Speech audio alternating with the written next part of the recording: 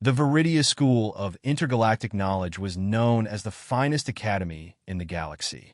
Located on a small, verdant moon orbiting the planet Solara, it welcomed students from dozens of species, each chosen for their intellect, curiosity, and dedication to advancing the sciences. For decades, students had come and gone, most of them returning to their planets with prestigious credentials, unique experiences, and a network of connections that spanned the cosmos.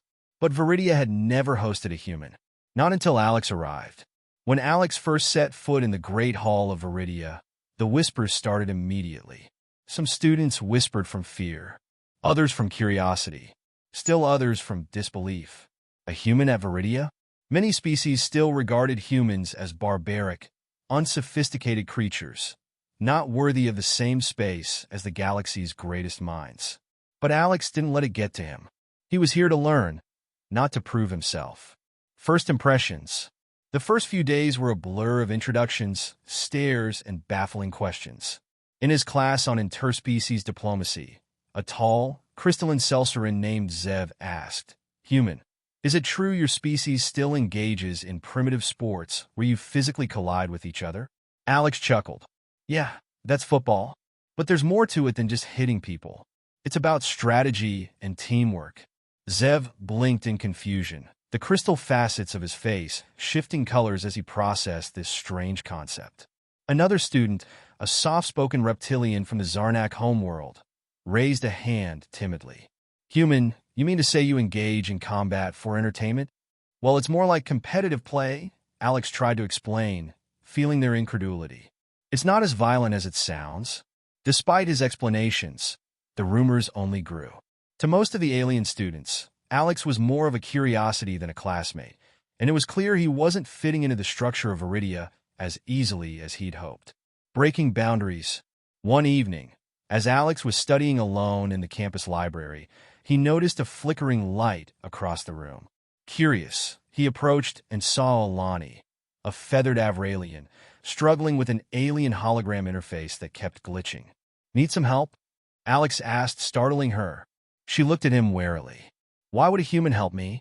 "Because, well, why not?" he replied with a shrug. After a moment, Alani stepped aside and let him take a look. Alex fiddled with the console, rerouting a few of the connections, and within seconds, the hologram stabilized. Alani stared at the screen, astonished. "Humans are known for problem-solving," Alex said with a grin. "It's kind of our thing." From that day, word spread that Alex might actually have skills worth sharing.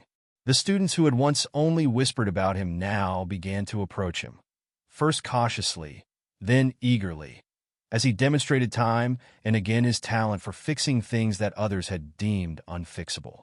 The unexpected crisis. Several months into the semester, an alarm blared across the campus. A warning message echoed through the halls. "Security breach detected in the quantum research lab. All students are to report to the safe zones immediately." The students rushed to the safety zones, their faces etched with panic.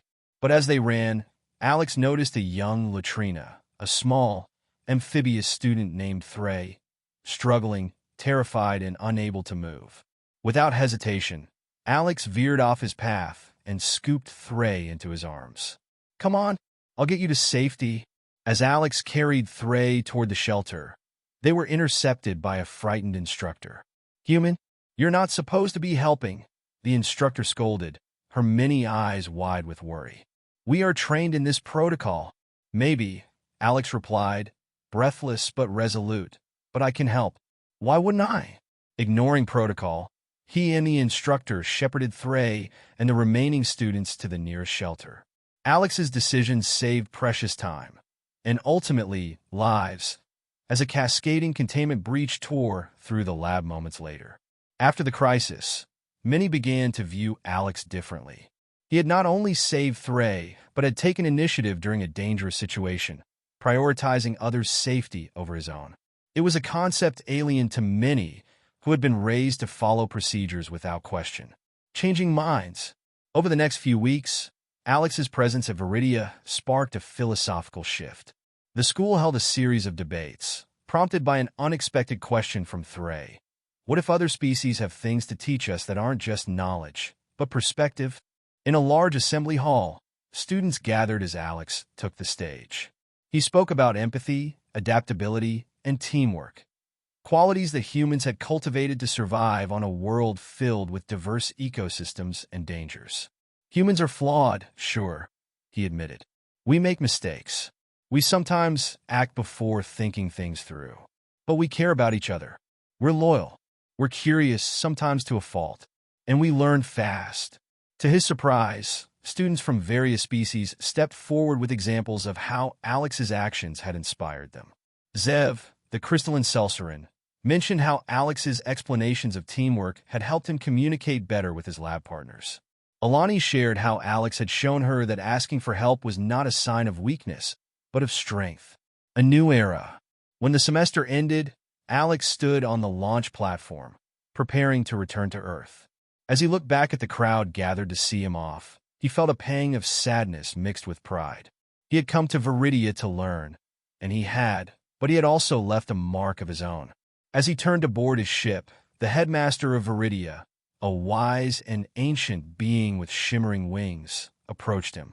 "Alex," she said, her voice soft but carrying a weight of gratitude, "you have reminded us that learning isn't just about what we know, but who we become. I hope more humans will follow in your footsteps." "Thank you, headmaster," Alex replied. "I hope so too." With a final wave, he boarded his ship.